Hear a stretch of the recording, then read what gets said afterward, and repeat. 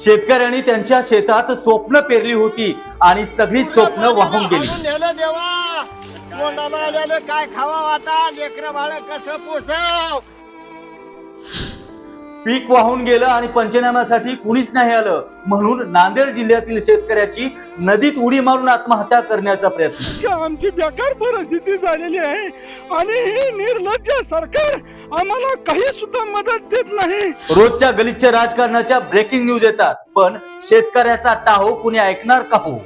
एक पीक राहिलेलं नाही, गावातलं काय अन्नधान्य, जनावर, शेळ्या, जमीनचं तर काय धान तर खरून गेलं, पण ही माती सध्या राहिली नाही।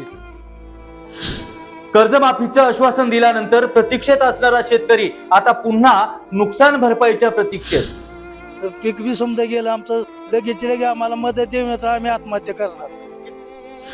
साहेब लक्ष द्यावं या पोशिंद्याकडे। उभं पीक वाहून गेलं, तुम्ही शेतकऱ्यासाठी काय केलं?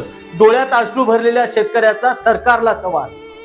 साहेब शेतकऱ्यांच्या आत्महत्यांचं प्रमाण वाढेल, त्यांचं कुटुंब उघड्यावरती पडेल, त्यांची पोरं पोरकी होतील, आता तरी लक्ष द्या मायबाप सरकार। नाही जर शासनाने काही नुकसान भरपाई दिली, आत्महत्या करण्याशिवाय दुसरा मार्ग नाही। हंबरडा फोडणाऱ्या शेतकऱ्यांचा आक्रोश तुम्हाला दिसेल का? नेहमी सारखंच आता देखील होईल का? आश्वासनाचा पुन्हा पूर येईल का? सरकार खरंच डोळे उघडून शेतकऱ्याकडे पाहिल का? अशा एक ना अनेक प्रश्नाची उत्तरं हे निरुत्तरच राहतील का?